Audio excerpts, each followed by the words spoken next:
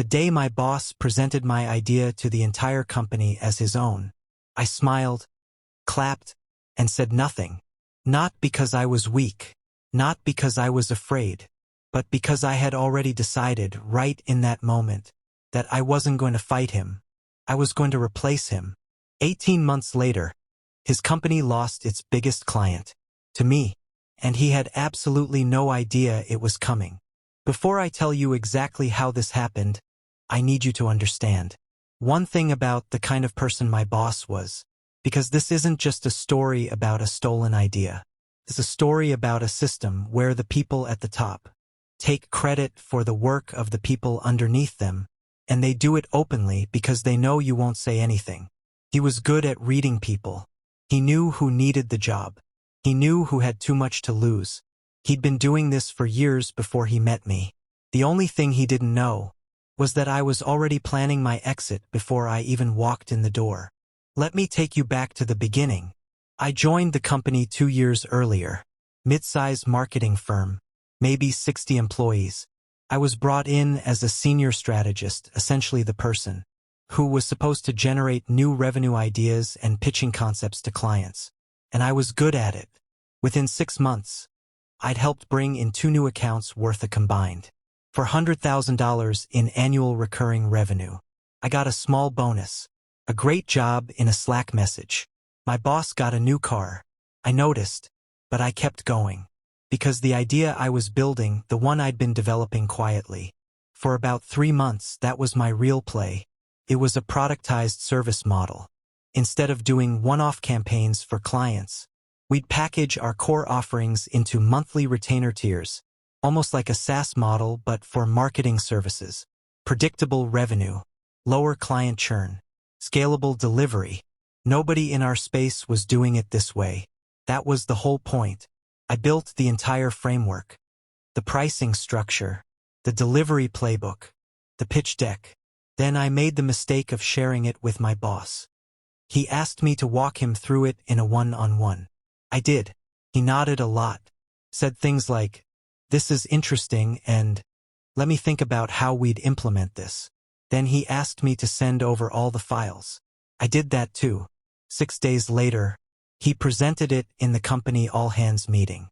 Slide by slide, my framework, my pricing model, my playbook, with one difference. His name was on it. I sat in the 3rd row. I watched him click through my slides. I watched people nod and clap. I watched the CEO shake his hand afterward. And I felt something shift inside me. Not rage, not sadness.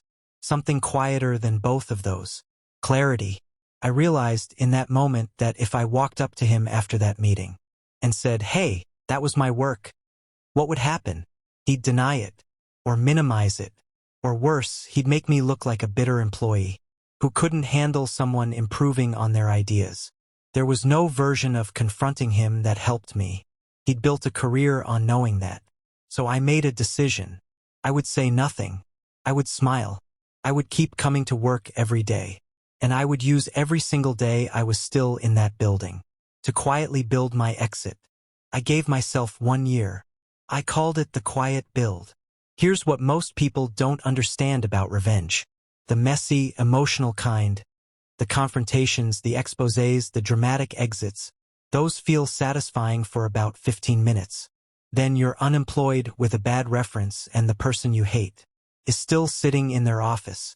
The real revenge is building something so undeniable that the market makes the statement for you.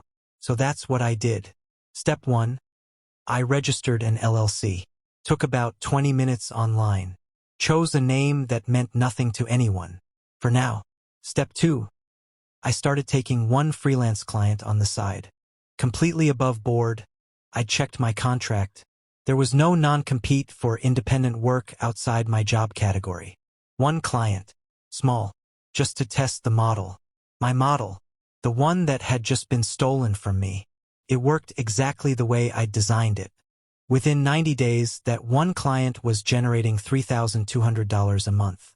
More than my entire bonus from the year before. Step 3. I quietly reached out to 2 colleagues. People I trusted. People who were also underpaid and undercredited. I didn't pitch them anything dramatic. I just asked, if something better existed, would you want to know about it? They both said yes. Step 4. I documented everything. Every piece of work I produced at my job. Every email. Every concept. Every result. Not to sue anyone. I'm not that person. But because I knew that when I left. I wanted there to be zero question about what I had built. And who had built it. By month 8, my side business had 4 clients. Monthly revenue, just over $11,000. I was still showing up to work every day. Still being professional. Still being good at my job, honestly, because I needed my reputation intact. And then month 11, something happened that I hadn't planned for. My boss's biggest client, a company we'd had for 3 years, put their contract out to rebid. Someone had referred them to a new agency, a scrappy, newer firm with a very interesting retainer model. Mine. I want to be careful about how I tell this part, because I'm not going to pretend I felt nothing. When I found out that client had chosen us, and that my old boss had lost the bid, I sat alone in my home office for a few minutes, and just let it land. We're talking about a $180,000 annual contract. His largest single account. Gone. And he had no idea the company that won it was built by the person who used to sit 3 desks away from him. I resigned 2 days later. 2 weeks' notice. Professional. Clean. He gave me a handshake and said, I always knew you'd go off on your own eventually. I smiled and said, thanks for everything. And I meant it. Because honestly, he was right. He just didn't realize he was the reason. Within 6 months of leaving, we had 11 clients. Monthly recurring revenue had crossed $40,000. Both colleagues who I'd quietly recruited had joined full-time. The company my boss worked for restructured twice in the following year. Last I heard, he's still there. Still in the same office. Still taking credit for other people's work. But that's not my problem anymore. Here's what I want you to take from this. If someone steals from you your ideas, your work, your credit, you have 2 options. You can fight them on their turf, with their rules, inside a system they built to protect themselves. Or you can go build something they can't touch. The second option takes longer. It requires you to swallow your anger long enough, to stay strategic. It requires patience that feels almost inhuman some days. But when it pays off, nobody can take that from you, because you didn't just beat them. You outgrew them. If this story hit close to home, if you're sitting somewhere right now, feeling like your work isn't being seen or credited, I want to know. Drop a comment below. Tell me what's going on. Because you might be closer to your own version of this than you think. And if you want to see more stories like this one, subscribe, because I've got more, and they get a lot more interesting.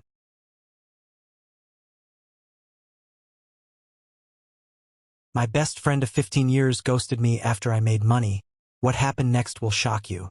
First of all, I want to tell you about the last normal conversation I had with my best friend. We were sitting in the same diner. We'd been going to since we were 19. Same booth. Same terrible coffee. Same way he laughed with his whole body. At something I said that wasn't even that funny. It was a Wednesday in February. I told him about the deal I'd just closed. The one that changed my financial situation, in a way I still hadn't fully processed. He said, "That's incredible, man. I'm so proud of you." He meant it. I could tell. Or I thought I could tell. I drove home that night thinking about how lucky I was. Great career momentum. And a best friend. Who had been there for literally every chapter of my life. Since we were 19 years old. 15 years. Every apartment. Every breakup. Every failed business idea. Every 2 a.m. phone call. Every worst day. He was there for all of it. Until he wasn't. The first text I sent after that Wednesday went unanswered for 3 days. I figured he was busy. The second one, a week later, same thing. The third one I sent with a specific question, so he'd have to respond. He didn't. That was 4 years ago. In those 4 years, I found out the truth about why he disappeared. And I want to tell you, the ghosting was almost the easy part. I debated telling this story for a long time. Not because I'm angry. I'm not, or at least not anymore. But because friendship betrayal is different from every other kind of betrayal I've talked about on this channel. When a business partner steals from you, you get angry and you get legal. When a boss takes credit for your work, you get strategic. When a family member overlooks you, you get clear. When your best friend of 15 years disappears the moment your life gets better, you don't get angry, you get confused. And then you get very, very quiet. Because the question you can't stop asking yourself is, was any of it real? That question, and the answer I eventually found, is what this story is really about. Let's go back to the beginning. Marcus and I met freshman year of college. He was my roommate. Random assignment, the kind of thing that either produces a lifelong friend or a very awkward 8 months. For us, it was the first thing. We were different in almost every measurable way. He was an extrovert who collected people. I was quieter, more internal, needed time to warm up. He was studying communications. I was in business. He partied. I studied. And yet somehow we became the kind of friends who could sit in the same room, not talking for 2 hours, and call it a good afternoon. The effortless kind. The rare kind. We graduated the same year. Both moved back to the same city by coincidence. Or maybe design. I'm still not sure. And stayed close through all of it. His string of almost relationships. My 2 serious ones, including the one that ended badly. His career false starts, 3 different industries, before he settled into something that fit. My own false starts. The failed app, the startup that ran out of runway. The 2 years where I was honestly not sure what I was building or why. Through all of it, Marcus, he was the person I called when my startup folded. I remember sitting in my empty office at 11 p.m. on a Thursday, surrounded by the things I was going to have to sell, and calling him. He drove 40 minutes to bring me food and sit with me until 2 a.m. He didn't try to fix anything. He just sat there. That's who he was to me. That's what 15 years looked like. So when I tell you that his disappearance broke something in me that took a long time to repair, I need you to understand the full weight of what I'm saying. This wasn't a casual friend who drifted away. This was the person who drove 40 minutes at 11 p.m. to sit in an empty office with me. And then one February, he was gone. The first month, I told myself he was going through something. Marcus had a history of going internal when life got hard. It wasn't unusual for him to pull back for a few weeks. I gave him space. I checked in once a week. Nothing intrusive. The second month, I started to feel the shift. Our mutual friends were still hearing from him. He was still showing up to things. He was just not showing up to things with me. I sent him a direct message in month 2 that I'm going to read to you exactly as I wrote it. Hey, I don't know what's going on, but I feel like something has changed between us. If I did something, I genuinely want to know. You don't have to protect me from it. Just talk to me. He read it. I could see the read receipt. He didn't respond. That was the moment I stopped, giving him the benefit of the doubt. Not because I was angry, but because a read receipt, with no response to a message like that, is itself a message. Month 3, I reached out one final time. A phone call, not a text, a call. It went to voicemail. I left a message. Short, calm, no pressure. Just, I'm here if you want to talk. No hard feelings either way. He never called back. I spent a long time in the months that followed, running through every interaction we'd had. In the weeks before the diner that Wednesday, had I said something offensive? Had I been a bad friend without realizing it? Had success changed me in ways I couldn't see? I interrogated myself thoroughly and honestly, and I kept arriving at the same answer. No, the only thing that had changed was the deal I'd told him about. That Wednesday in February. I didn't want to believe that. I didn't want to be the person who assumed their success drove people away. That felt arrogant, self-centered. But the timeline was undeniable. And then 14 months after that last phone call, someone told me the truth. And the truth was so much worse than anything I had imagined. The person who told me was a mutual friend. I'll call her Diana. Diana and I had stayed close, even after Marcus disappeared from my orbit. She was careful about loyalty. She didn't gossip, didn't triangulate, wasn't the kind of person who stirred things. So when she called me and said, "I need to tell you something about Marcus, and I've been sitting on it for 6 months, because I wasn't sure it was my place. I knew it was real." What Diana told me over the next hour rearranged everything I thought I understood about the previous 15 years. It started with money. Apparently, in the months before that Wednesday in February, around the time my career was starting to gain real traction, Marcus had begun talking about me to their shared friends. In a specific way. Not obviously. Not cruelly. Subtly. Small comments. "He's changed, you know. Success does that to people. I worry about him.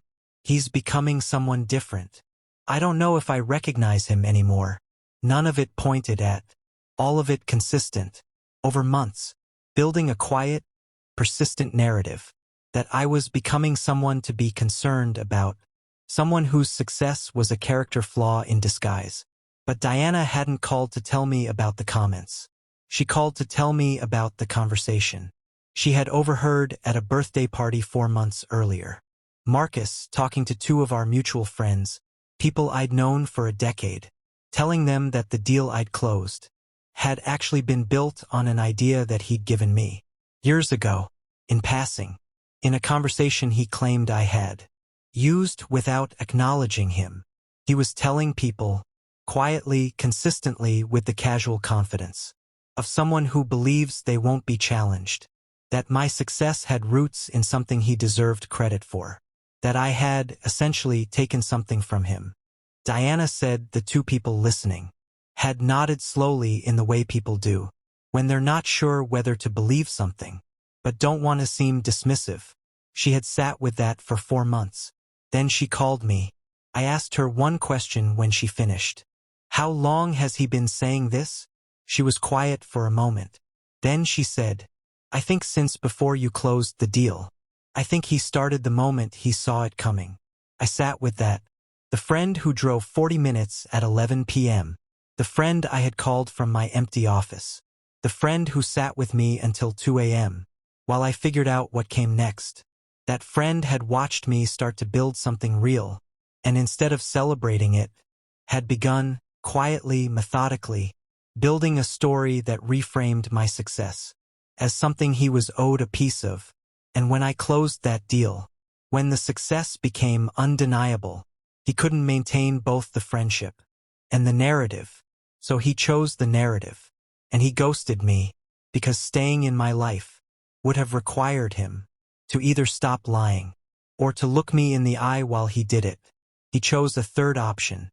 He chose to just disappear and let the story he'd been building do the work of explaining why. I'm going to be honest with you about what came next, because I think people expect a pivot here, the moment where clarity arrives and the rebuild begins, and everything becomes purposeful and strategic. That's not what happened. What happened is that I grieved. Not loudly, not dramatically, but genuinely, because what Diana told me didn't just explain the ghosting. It retroactively changed the texture of 15 years. I found myself going back through memories and asking uncomfortable questions. When he said he was proud of me, did he mean it? When he sat with me in that empty office, was that genuine love, or was he cataloging a moment he could use later as evidence of his investment in me? I don't know the answer to those questions. I still don't. And I've made peace with not knowing, because I think the truth is probably somewhere complicated. People are not simply good or simply bad. Marcus had been a real friend, I believe that, and somewhere along the way, something in him had curdled. Jealousy is like that. It doesn't announce itself. It develops slowly in the dark, until one day you look at someone you love and realize you've been resenting them for longer than you can account for. I didn't confront Marcus. I want to be clear about that decision and why I made it. Confronting him would have required him To either admit what he'd been doing, which he wouldn't, or to deny it, which would have made things worse. There was no version of that conversation that gave me anything I actually needed. What I needed was not an explanation from him. What I needed was to decide what the truth meant about how I was going to move forward. So I made 3 decisions. Decision 1. I told the people Marcus had been talking to, quietly, without drama, without asking them to choose sides, what had actually happened. Not to destroy his reputation, to correct a false record. There's a difference. Decision 2. I invested every unit of social and emotional energy I had previously spent on that friendship into the relationships in my life that were unambiguous. The people who had celebrated without an agenda. The people who had been happy for me, in that clean, simple way that genuine care looks like. I had 3 of those people. 3 turned into 6. 6 turned into 12. When you stop maintaining a friendship that was quietly costing you more than you knew, you discover you have a great deal more to give to the ones that weren't. Decision 3, and this is the one that surprised me most. I decided to use what happened as a diagnostic tool. Not for the past, for the future. Because the truth is, Marcus had seen the success coming before I felt certain of it. He'd started repositioning the narrative before the deal even closed, which meant he was paying more attention to what I was building than I had realized. And if someone who resented my trajectory was watching it that carefully, then the trajectory was real. I stopped second-guessing the success. I stopped the imposter syndrome that had been quietly running in the background of every achievement. The person who had the most reason to want me to fail had confirmed through his own behavior that I was actually succeeding. That was the strangest gift, wrapped in the worst packaging imaginable. But a gift. For years later, the business that Marcus had told people he'd inspired, the one built on the idea he claimed partial credit for, has grown by a multiple I genuinely could not have predicted. When I closed that first deal, I have a team of 14 people. We've worked with clients in 9 countries. We have a reputation in our industry that took years to build and is now largely impossible to misrepresent. There is no quiet narrative that can reframe it. The work speaks too clearly. Marcus, from what I understand through people we still share, is fine. He is living his life. He has his community, his routines, his version of things. I bear him no ill will. I mean that, not because what he did was acceptable. It wasn't. Creating a false narrative about someone's success. Poisoning mutual friendships with a story designed to elevate yourself. That's a genuine betrayal. It deserves to be named clearly. But ill will requires ongoing energy. And I stopped spending energy on Marcus. The day Diana called me, what I kept, what I carry from this, is a calibration. A much clearer sense of what genuine support looks like. Of how people behave when they're happy for you, versus when they're performing happiness while building resentment. Of what 15 years can and cannot guarantee. And of the fact that the most dangerous person in your life is sometimes not the obvious enemy. It's the friend in the 3rd row, who is clapping just slightly too hard. To be entirely sincere, watch for the people who ask about your success, with slightly more questions than celebration, who give compliments that somehow circle back to themselves, who are most interested in your progress, at the moments when it threatens to exceed their own. I'm not saying those people are Marcus. Most of them are just human, navigating their own insecurities imperfectly, but some of them are. And the difference is visible if you learn to look. Here is what I want you to leave with. Friendship is not insured by history. 15 years does not protect you from being hurt by the person those 15 years were spent with, and being hurt by a friend, a real one, someone you genuinely loved, is a specific kind of loss that doesn't have a clean name. It's not a breakup. It's not a falling out. It's a slow revision of a story you thought you had already finished reading. I think the most honest thing I can say about Marcus is this.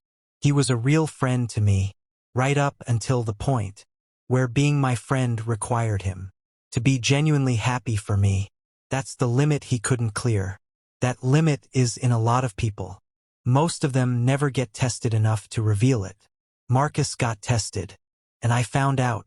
And knowing, even though the knowing hurt, is better than not knowing, because I spent 15 years believing I had something I didn't quite have, and now I know exactly what I have. And it is, person by person, so much more solid. If you've lost a friend to your own success, if you've watched someone disappear, the moment your life started to look like something they wanted, I see you. That specific loneliness is real, and it deserves to be talked about more than it is. Leave a comment. Tell me your version. My business partner drained our account and disappeared.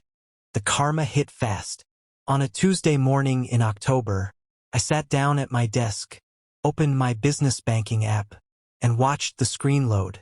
Our operating account had $94,000 in it the night before. I know that number exactly, because I had transferred it myself. A client payment that had just cleared. The screen loaded. The balance was $214. I refreshed it. $214. I called the bank. I called my business partner. I called the bank again. My business partner's phone went straight to voicemail. It would go straight to voicemail for the next 11 days, because by the time I was sitting at that desk, he was already gone. What happened over the following 6 months involved a forensic accountant, 2 attorneys, 1 private investigator, and a sequence of karmic events, so precise and so devastating to the person who robbed me, that I genuinely could not have scripted it better. If I had tried, I didn't have to try, I just had to survive long enough to watch it happen. Before I tell you what happened to Ryan, that's what I'll call him, I need you to understand something about business partnerships that nobody tells you when you're starting out. A business partner has access to everything. Your accounts, your clients, your contracts, your reputation. You share a legal entity with this person. You are, in the eyes of the law and the market, functionally the same organism. When you choose the wrong person to share that with, and I did, the damage they can do isn't just financial. It's structural. It's reputational. It's psychological. Ryan didn't just take $94,000. He took the thing I had spent 3 years building. Or so he thought. What he didn't account for, what people who do what Ryan did never seem to account for, is that the person they rob sometimes refuses to stay broken, and that the world has a very particular way of dealing with people who disappear with other people's money. Let me take you back to the beginning. Ryan and I had met 4 years earlier, at a business networking event. He was exactly the kind of person you want to meet at a networking event. Confident, specific about what he was building, asked good questions and actually listened to the answers. I was running a small digital marketing operation, just me and 1 contractor at the time, growing but slowly. Ryan had a background in sales, deep network of contacts in the mid-market business space, exactly the clients I had been trying to reach.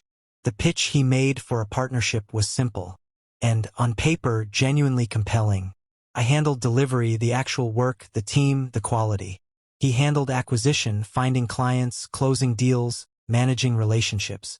We'd split the business 50-50ths. I had a lawyer draft a partnership agreement. Ryan suggested some modifications, nothing that seemed alarming. I made note of them but didn't push back hard enough. That's on me. We launched the partnership in January. The first year was good. Ryan was, I'll give him this, an exceptional salesperson. He brought in 6 new clients in the first 8 months. Our revenue doubled. I started hiring, built a team of 7 people, moved into a proper office. Ryan got a nicer car. That should have been a data point. It wasn't. Year 2, things started to feel slightly off.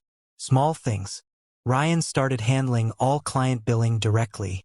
He said it was more efficient since he managed those relationships. I agreed. I shouldn't have. He started making purchases from the business account. That seemed larger than necessary. Client entertainment, he said. I asked about it twice. Both times he had an explanation. Both times I accepted it. I was busy. The team was growing. I told myself the revenue numbers were good. And that meant everything was fine. Revenue numbers are not everything. Year 3 is when the real picture started emerging, though I wouldn't see it clearly until it was too late. Looking back now, and I've looked back many times, the way you probe a wound to understand exactly how deep it goes. The warning signs were there from month 14. The first sign, Ryan started being vague about client relationships. Not dishonest exactly, just vague. When I'd ask about a specific client's renewal status, he'd give me a general answer instead of a specific one.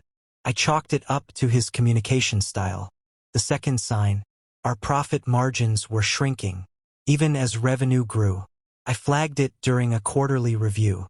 Ryan had an explanation: increased operating costs, investment in growth infrastructure. Plausible. Not alarming enough to investigate deeply. The third sign, and this is the one I think about most, Ryan started suggesting we consolidate our banking. Move everything into one primary operating account that he would manage day to day. Since he was, quote, better with the financial admin, I let him do it. I handed him the keys. Willingly. Because I trusted him. Let me tell you what was actually happening. During those 18 months, while I was managing the team and servicing clients, Ryan had been skimming, not dramatically at first, small amounts, transfers to a personal account framed as expense reimbursements, vendor payments to companies that didn't exist, client deposits that hit the account, and then quietly moved before they appeared in our shared reports. The forensic accountant we hired later estimated that Ryan had extracted approximately $180,000 from the business over 18 months. Before the final withdrawal, $180,000. I had been running a business that was being systematically drained from the inside, and I didn't see it, because I trusted the person I was in business with. That's not naivety. That's just what trust looks like before it's broken. The $94,000 withdrawal on that Tuesday morning in October was not an impulse. It was the finale of a plan that had been running for a year and a half. And Ryan had timed it, for right after our largest single client payment cleared. He had been waiting for that moment. He took everything available, and he left. Here is what the first 72 hours looked like. Hour 1. I confirmed the withdrawal was not a bank error. It was a transfer, initiated from Ryan's login credentials, to an external account I had never seen before. Hour 2. I called a business attorney, not to vent, to get instructions. She told me to do 5 things immediately. I did all 5 before end of day. 1. File a police report. Done. 2. Notify the bank and dispute the transfer. Done. 3. Freeze any remaining shared accounts. Done. 4. Notify our clients that the partnership structure was changing. Done carefully, professionally, no drama. 5. Preserve every piece of documentation I had. Done. Hour 24. I hired a forensic accountant. Within 4 days she had identified the full 18-month extraction pattern. This mattered enormously because it changed the legal situation from a single incident of fraud to a documented pattern of embezzlement. Those are very different charges, with very different consequences. Hour 48. I found Ryan. Not personally, I hired a private investigator. Took 9 days. Ryan had moved to another state. He had rented an apartment under a slightly altered version of his name. He had not left the country, which is the mistake people who do what Ryan did often make. They think distance is the same as disappearance. It isn't. I forwarded the PI's findings to my attorney and to the detective assigned to the case. Then I turned my attention back to the business. Because here is something I decided in that 72-hour window that I want you to understand. The legal process was going to take time, maybe a lot of time, and the outcome of that process was ultimately outside my control. What was inside my control was whether the business survived. Ryan had stolen from me. He had not destroyed what I had built.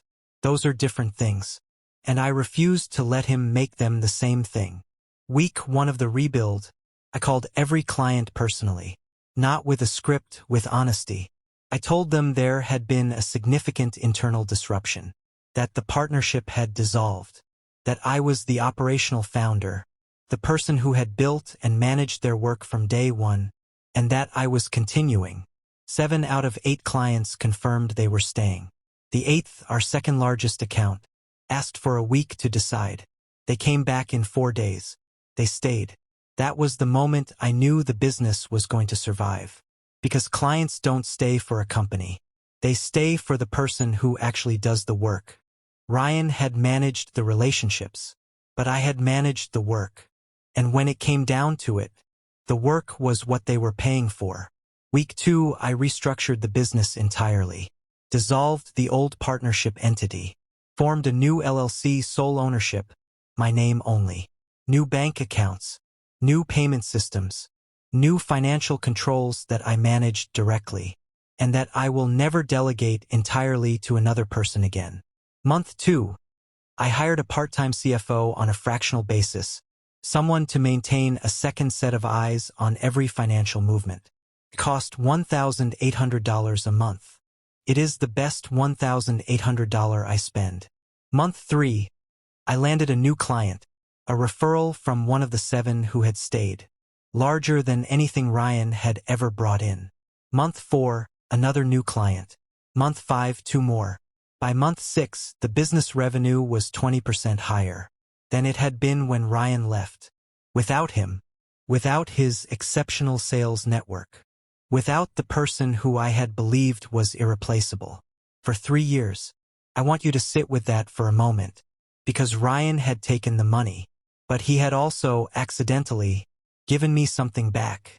He had given me sole ownership of a business I had built, and the clarity to run it exactly the way I should have been running it from the beginning.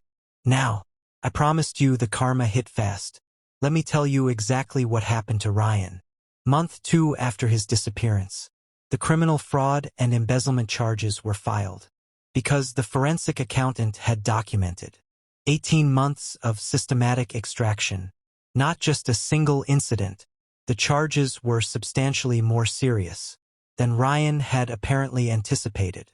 I know he hadn't anticipated this, because his attorney contacted my attorney in month 3, proposing a settlement. The settlement offer was insultingly low. My attorney and I declined. Month 4, Ryan was located and served. He had been, I was told, operating a small sales consulting business in the state he'd moved to, using, as it turned out, a client list he had taken from our business. Our clients, our contacts, our work. This added additional charges. Theft of trade secrets. Misappropriation of confidential business information. His new consulting business was immediately and comprehensively destroyed by this development. The clients he'd approached, using our contacts, were notified of the situation. None of them worked with him. Month 5, Ryan's second settlement offer came in. Substantially higher. Still not enough. We declined again. Month 6, the criminal case moved forward, facing the weight of a fully documented 18-month fraud case. With forensic accounting evidence, trade secret theft charges, and a PI report placing him at a specific address. Ryan took a plea. As part of the civil settlement attached to the criminal resolution, he was ordered to make restitution, not the full $274,000 the forensic accountant had calculated. Legal processes are imperfect, and I knew that going in, but a substantial portion, paid out over a structured schedule, with legal enforcement mechanisms, and a permanent judgment on his record that will follow him into every business relationship, every partnership conversation, every background check, for the rest of his professional life. The consulting business he had tried to build, with the contacts he stole from me, no longer exists. The apartment he rented in another state, under a slightly different name, he had to leave it when the case became public record. I did not celebrate. I want to be clear about that. There is nothing to celebrate. About 18 months of someone stealing from you. But I will tell you this. The morning the settlement was finalized, I sat at the same desk, where I had watched that bank balance load at $214, and I opened the banking app again. The balance in the business account that morning was more than it had ever been. More than it was the day Ryan left. More than it was during the best month of the partnership. I took a screenshot. I saved it in a folder. I named the folder the same thing I name everything now. When I'm building something, I don't want anyone to be able to take from me. Project Quiet. Here's what I want you to take from Ryan's story. My story. Our story, because if you're watching this, some version of it has probably touched your life. When someone takes from you, your money, your work, your trust, there are two directions you can go. The first direction is inward. Shame. Self-blame. The voice that says, you should have seen it. You should have protected yourself. You were naive. That voice is not entirely wrong. I could have had better financial controls. I could have reviewed the books more carefully. I could have pushed back harder on those modifications to the agreement. I know all of that. But here's what I also know. The fact that someone betrayed your trust does not mean you were wrong to trust. It means they were wrong to betray it. Those are not the same thing. The second direction is forward. Document everything. Get the right professionals in your corner immediately. Protect what can still be protected. And then, and this is the part that matters most, turn your energy toward what you can build, rather than what was taken. Ryan made one fundamental mistake. He thought he was stealing from a business. He was stealing from a person who knew how to build one, and you cannot steal that. If you're in the middle of something like this right now, or if you've been through it, I want to hear from you. Comment below, because you are not alone, and your story matters. Subscribe if you want more. New episode every week. I'll be here. My mentor faked being my online business mentor, then launched the same product. She had 200,000 followers, a podcast in the top 10 of its category, a signature course that sold for $1,997, and a personal brand built entirely on the premise that she was in the business of helping other women build businesses. She called herself a mentor. She called me, specifically, her rising star student. She said that in a public Instagram story. I screenshotted it. I still have it. Over 8 months, I shared with her, in our private coaching calls, in our DMs, in the documents she asked me to send, everything I was building, the market research, the audience data, the product framework, the launch strategy, the pricing model I had spent 3 months developing. Everything. Because she was my mentor. Because I trusted her. Because I had paid her $3,500 for the privilege of her guidance. 4 months after our coaching engagement ended, she launched a product. The same product. My market. My framework. My pricing architecture. Her name on it. Her audience behind it. She made $340,000 in 7 days. And then she posted a reel celebrating it. And tagged me in it. Tagged me in it. I stared at my phone for a long time. Then I started documenting. I need to tell you something about the online business world. Before I tell you the rest of the story, the mentor-student relationship is one of the most unregulated, most exploited, and least talked about power dynamics in the entire creator economy. You pay someone, sometimes thousands of dollars, for access to their knowledge, their network, their guidance. In exchange, you give them access to your ideas, your strategies, your vulnerabilities, and your most carefully developed thinking. There is no NDA. There is no IP protection. There is no professional licensing board. There is no consequence for a mentor who takes what a student shares and uses it for themselves, except one, the internet, and the particular satisfaction of being better at using it than the person who thought they could steal from you. Let me take you back to the beginning. My name is Claire. I'd been building an online business for 2 years. When I found Rachel, or more accurately, Rachel's content found me. The algorithm, in its infinite and occasionally cruel wisdom, served me one of her reels on a Tuesday afternoon. She was talking about a specific gap she'd identified in the digital product market, a niche I was also working in. Her analysis was sharp. Her data was specific. Her delivery was confident without being arrogant. I followed her. Then I binged 6 months of her content in a weekend. Then I joined her email list. Then, for months later, I signed up for her mastermind, a 6-month group coaching program at $3,500. I want to be transparent about that number, because I think it matters to the story. $3,500 is not an impulse purchase. That is a considered investment. That is someone who has done their research, believed in the person they were giving money to, and made a genuine bet on the relationship. I had done all of that. The first 2 months of the mastermind were excellent. Genuinely. Rachel was sharp, prepared, and generous with her knowledge. The group calls were structured and useful. The community of other students was supportive. I was building something specific, a digital toolkit for a niche audience that I had identified through 18 months of community research. The gap was real, and I had the data to prove it. Rachel encouraged me to share my research with the group. She said it would help other students think about market identification. I did, enthusiastically. She also encouraged me to share my product framework in our one-on-one calls, which were included in the mastermind. She said she wanted to give me specific, tailored feedback. I did that too. I sent her the full product roadmap in a shared Google Doc. She made comments in it. Her fingerprints were in my document.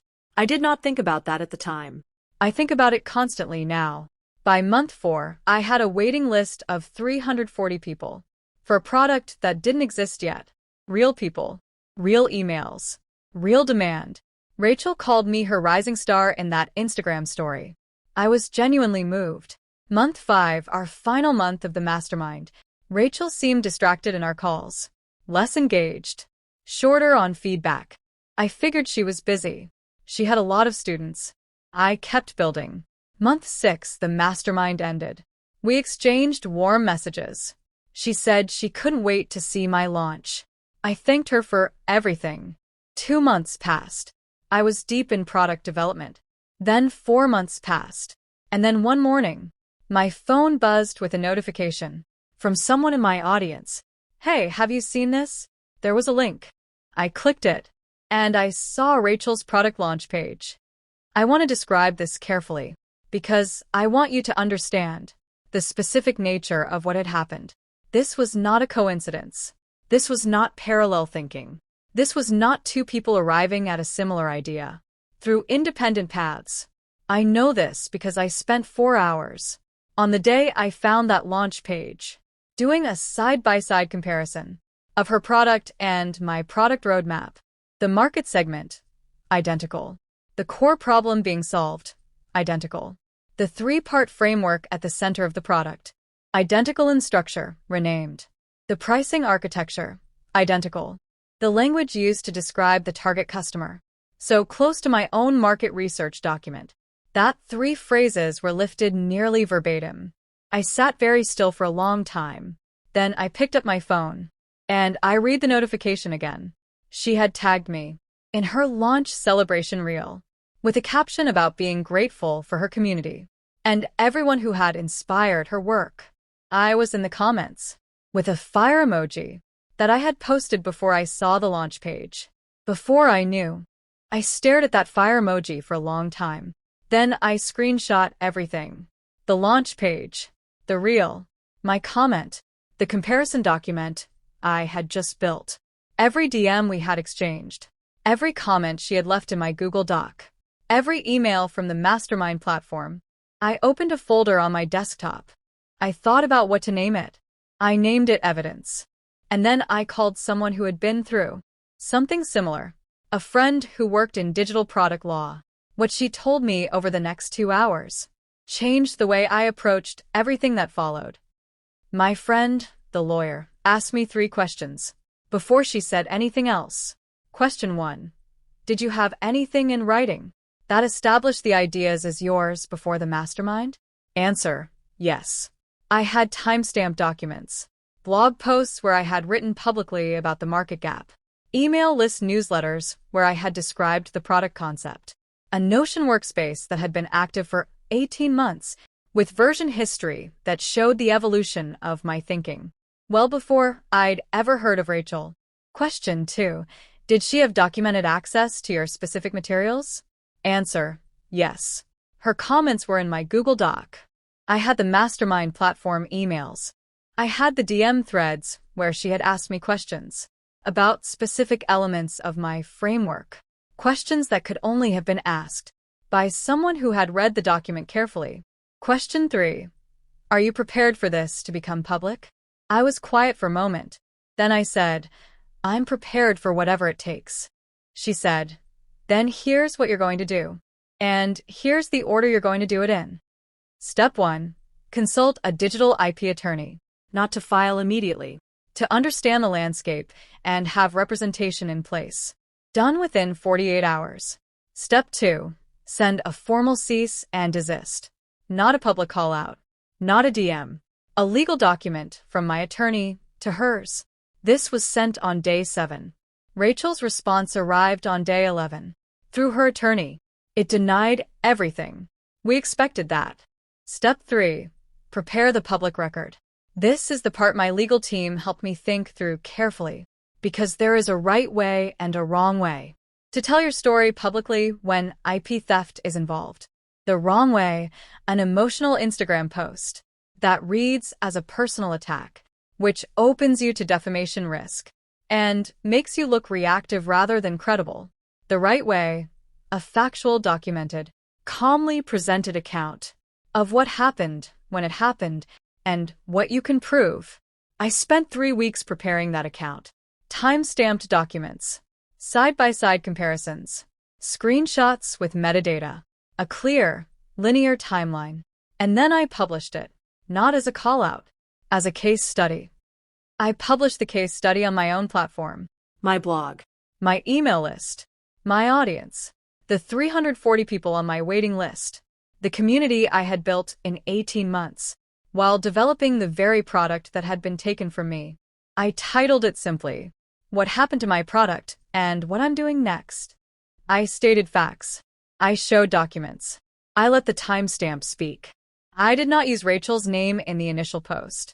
I referred to her as a prominent mentor in my industry and let the audience connect the dots, which they did within approximately 40 minutes.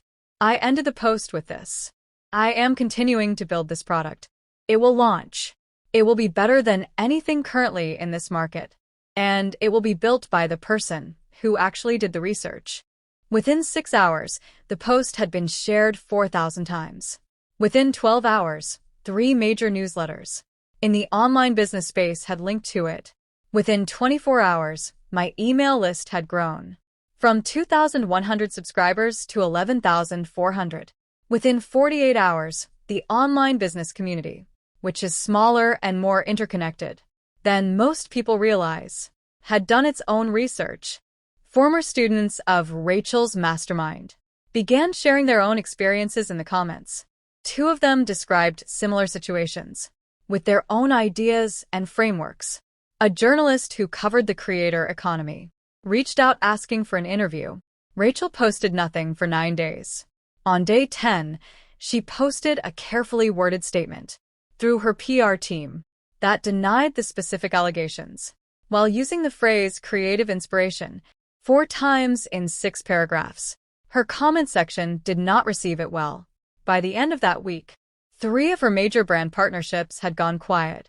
2 podcast appearances she had been announced for were quietly removed from the show's websites.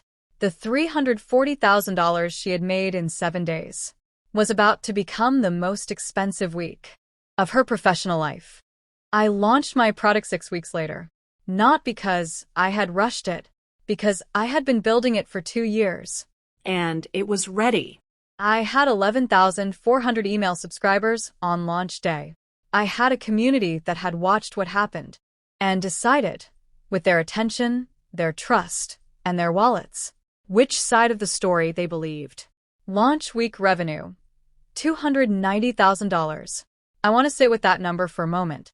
Not because I want to brag, but because I want you to understand what it represents. Rachel's product had made $340,000.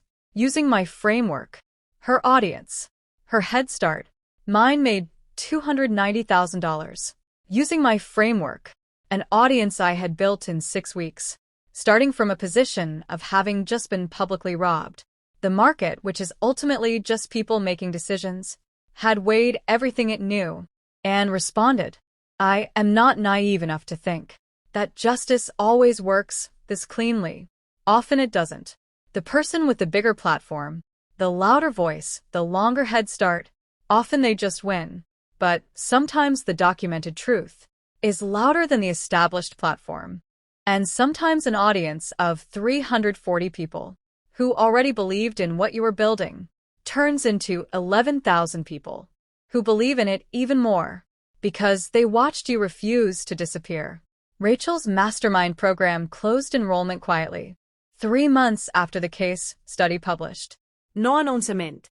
It just stopped being promoted. Her podcast dropped from top 10 to outside the top 100 in its category over the following quarter. She still has followers. She still posts. She is in the way that people with established platforms often are still there. But the brand she had built on helping other women build businesses had been permanently and publicly complicated by the story of what she had done to one of them. I did not celebrate her decline. I was too busy building. At 12 months post-launch, my product had generated $1.2 million in revenue. I had a team of 4, a new product in development, an email list of 47,000 people, and a mentor, a real one this time, someone I found carefully, whose track record I verified independently, with whom I have a written agreement that clearly establishes who owns what. Because I learned, at a cost of $3,500 and 8 months of my life, that trust without structure is just exposure. Here's what I need you to know.